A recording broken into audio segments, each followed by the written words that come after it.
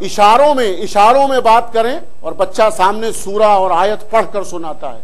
یعنی دنیا والوں کو بتا دیا کہ جب اہل بیت کا ماننے والا اس مکتب فکر کا قرآن مجید کے میدان میں اترتا ہے تو پھر دنیا کے تمام حفاظ پیچھے رہ جاتے ہیں. حفظ کر لینا اور ہے، توجہ چاہ رہا ہوں، حفظ کر لینا، رٹ لینا یہ اور ہے، مگر آیات الہی کا آل محمد کی احادیث کے ذریعے سے سمجھ لینا، شان نزول، یہ کون بتائے گا؟ یہ وہ بتائے گا جن کا وجود پہلے سے ہو اور آیات ان کے سامنے اتر رہی ہو. یہ کون بتائے گا؟ تو قرآن کی شان یہ ہے کہ اگر وہ پہاڑوں پر اترتا تو پہاڑ ریزہ ریزہ ہو جاتا.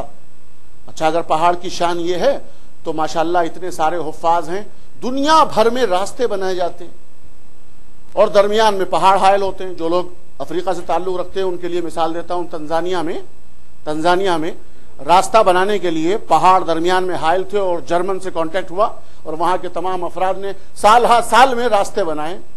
تو کیا انہوں نے قرآن کی طرف توجہ نہیں کی؟ تنزانیہ والوں نے ایک سورہ حشر کی یہی آیت پڑھ دیتے کم سے کم اور پہاڑ سرما ہو جاتا، راستے بن جاتے. سال جو لگائے ہیں باقاعدہ، وہ سالوں کا کام مہینوں میں ہوتا، مہینوں کا کام دن میں ہوتا، دنوں کا کام گھنٹوں میں ہوتا. جی ہمارے یہاں انڈیا میں، پاکستان کے اندر، دنیا بھر میں جہاں بھی ملکی اور بزنس اور تجارتوں کے واسطے اور رابطے بنائے جاتے ہیں تو راستہ بنانے کے لیے پہاڑ جب حائل ہیں اور پہاڑ کاٹنے کے لیے سال لگتے ہیں. تو بھائی جائیے آپ قرآن کا کوئی بھی سورہ پڑھ کر پھونک دیجئے اور پہاڑ ریزہ ریزہ ہو جائے گا. چونکہ لو انزلنا ھذا القرآن علی جبل، یا خود قرآن چھوٹے سے چھوٹا تعویذ کی شکل میں اٹھائیے اور رکھائیے پہاڑ کے اوپر، پہاڑ کی چوٹی پر رکھا اور چلے آئیے، پھر دیکھیے تماشا، انفجار، پہاڑ ٹکڑے ٹکڑے ہو جائے. کیا ہے کبھی کسی نے تجربہ؟ نہیں کیا. کیوں نہیں کیا بھائی؟ آپ کے سینوں میں قرآن محفوظ ہے جی، کیوں نہیں تجربہ کیا؟ جانتے ہیں کہ ہماری زبان میں اثر نہیں ہے. توجہ چاہ رہا ہوں، جانتے ہیں کہ ہماری زبان میں اثر نہیں ہے. ایک آیت کے بجائے پورا قرآن پڑھ دیں، کچھ نہیں ہوتا. اللہ اکبر، سبحان اللہ. میڈیکل سائنس نے اتنی ترقی کر لی ہے، آج بے حد قصیدے پڑھے جا رہے ہیں، آپ دیکھتے ہیں رات دن کی خبروں میں. لیکن آپ نے ایک جملہ حوالے کر رہا ہوں صاحبان عقل و فہم کے لیے، آپ نے کبھی محسوس کیا ہے، دیکھا ہے کسی خبر میں، اگر کوئی نیوز ملی ہو تو مجھ بندے کو بتا دیجیے گا کہ آپ نے کبھی سنا ہو کہ میڈیکل سائنس نے ماشاءاللہ اتنی ترقی کی ہے کہ 80 سال کا بڈھا خراٹ جس کے منہ میں دانت نہ پیٹ میں ہاتھ، اسے رات کو ایڈمٹ کیا اور صبح کو نکلا وہ 18 سال کا کڑیل جوان ہو کر. کہیں آپ نے دیکھا ہے؟ دوسری مثال دیتا ہوں اس سے بھی زیادہ تفصیلی طور پر. آپ نے کبھی اگر کوئی خبر سنی ہو کہ میڈیکل سائنس نے اتنی ترقی کر لی ہے کہ رات کو ایک مردہ ایڈمٹ کیا اور صبح کو وہ کفن سنبھالے ہوئے آپ کے گھر چلا آ رہا ہے دستک دیتے ہوئے، ارے بھائی کہاں چھوڑا ہے مجھے، زندہ ہو گیا ہوں. کبھی دیکھا ہے کوئی؟ امریکہ، کینیڈا، انگلینڈ، دنیا بھر کے تمام وہ ممالک ترقی یافتہ میڈیکل سائنس کے اعتبار سے جنہوں نے اتنی بڑی چوٹیوں پر پہنچ چکے ہیں، ایک سے ایک مرحلے پر پہنچنے والے حضرات، دعوت فکر دے رہا ہوں. مگر ہماری جان قربان آل محمد علیہ الصلوۃ والسلام کی محبت میں یہ سب کچھ ملتا ہے. بڑھاپا جوانی سے بدلتا ہے. توجہ فرما رہے ہیں؟ کل قبلہ نے سورہ یوسف کی مثال آپ کے سامنے دی ہے، وہ آپ دیکھ رہے ہیں، محسوس کر رہے ہیں کہ زلیخا کا بڑھاپا جوانی سے بدل آیا، مگر محبت میں. شرط یہ ہے کہ محبت کسی اچھے سے ہو. شرط یہ ہے کہ محبت کسی اچھے سے ہو، اور محبت اہل بیت سے نہیں تھی. میں کچھ کہہ رہا ہوں، محبت اہل بیت سے نہیں تھی، محبت یوسف سے تھی. اور یوسف کی محبت میں 2 چارٹ جو لگے ہوئے تھے بڑھیا پر. پہلا چارٹ تو یہ ہے کہ کسی معصوم کو دعوت گناہ دینا سب سے بڑا گناہ. ایک معصوم کو دعوت گناہ دینا سب سے بڑا گناہ ہے. جناب یوسف کو دعوت گناہ دی. اور دوسرا سب سے اس سے بھی بڑا گناہ یہ ہے کہ جب انہوں نے انکار کر دیا تو بلیم لگا دیا، الزام لگا دیا، تہمت، یہ اس سے بھی بڑا گناہ ہے۔ تو یہ دو چاٹ اس بڑھیا پر تھے، مگر چونکہ اس کے قلب میں یوسف علیہ السلام کی محبت تھی، جلوہ افروز تھی، پروردگار نے ان دونوں چاٹ کو اس طرح سے دھو دیا کہ جو دامن داغدار تھا اسے پاکیزہ کر دیا، بڑھاپے کو جوانی سے بدل دیا۔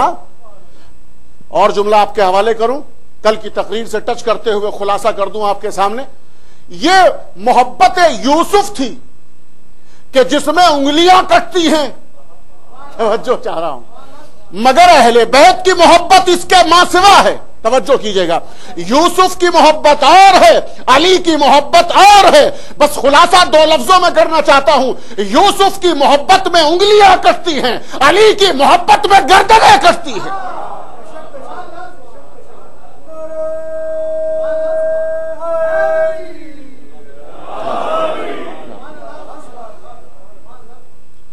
تو میں عرض کر رہا تھا، قرآن مجید کے لیے کسی نے کیا ابھی تک یہ آیت کریمہ نہیں پڑھی کہ قرآن کی صفت یہ ہے کہ اگر وہ پہاڑوں پر نازل ہو تو پہاڑ یا تو جگہ چھوڑ دے، ریزہ ریزہ ہو جائے، سرما ہو جائے، ٹکڑے ٹکڑے ہو جائے۔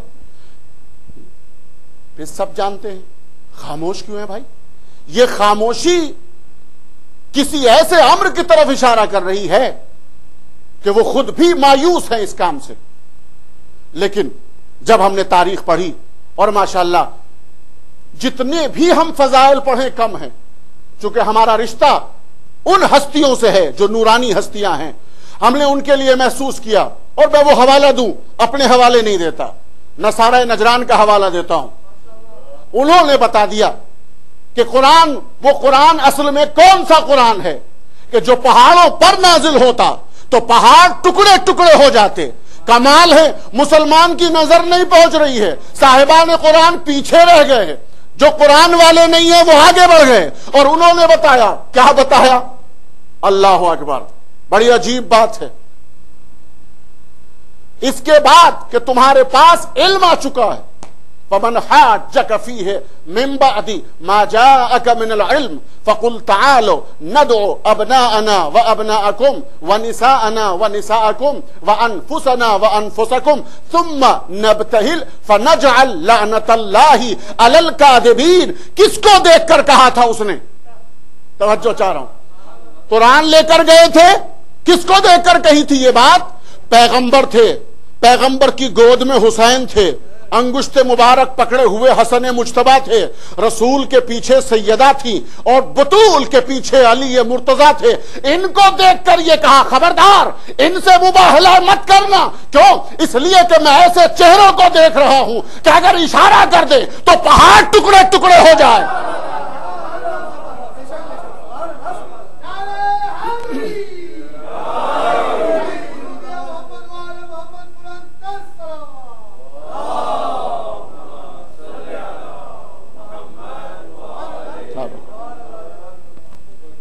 میں ایسوں کو دیکھ رہا ہوں، میں ایسے چہروں کو دیکھ رہا ہوں، تو آئے مسلمان دیکھے، کم از کم نصارہ نجران نے بتا دیا کہ وہ قرآن کون سا ہے کہ اگر پہاڑوں پر نازل ہوتا۔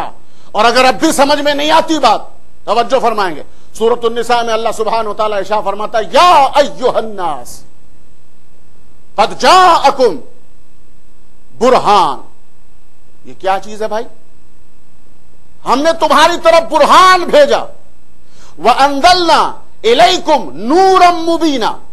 خالی قرآن نہیں بھیجا، تمہاری طرف ہم نے نازل کیا نور مبین۔ کہنے لگے کہ یہ برہان من ربکم، ہم نے قرآن بھیجا لوگوں کے لیے، لیکن کہاں سے؟ تمہارے پروردگار کی طرف سے۔ اچھا ٹھیک ہے، ہم نے آپ سے پوچھا جتنے بھی فرقے ہیں، سنی، شیعہ، حنفی، حنبلی، مالکی، دیوبندی، رافضی، وہابی، جتنے بھی فرقے ہیں، اور الا ماشاءاللہ قیامت تک اور بنتے ہی رہیں گے، چونکہ ایک ہی کام رہ گیا ہے، افراتفری کا ماحول ہے۔ آپ فرمائیے بھائی، ایک ایک فرقے سے پوچھ رہا ہوں، آپ نے کبھی محسوس کی ہے یہ بات؟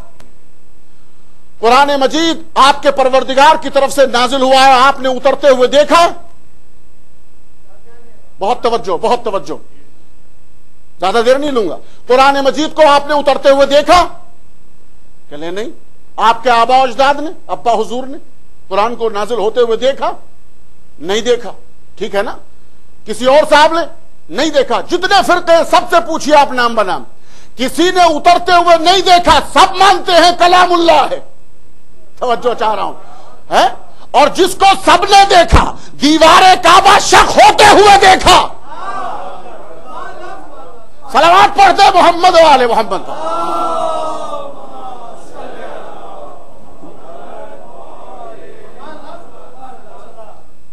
جس کو سب نے دیکھا، دیوار کعبہ شق ہوتے ہوئے دیکھا. اب تو کچھ سمجھ میں آئی بات. اب سمجھ میں آیا کہ یہ نور تخلیقی ہے یا نور تنزیلی ہے، یہاں نزول ہے یا خلق ہے. یہ خلق اور نزول کی بحث بڑی طولانی ہو جائے گی، مگر خلاصہ یہ ہے کہ اگر خلق ہوتا، توجہ کیجیے گا جملے پر، اگر خلق ہوتا مولا کائنات کا نور، تو فاطمہ بنت اسد در سے جاتی. توجہ چاہ رہا ہوں.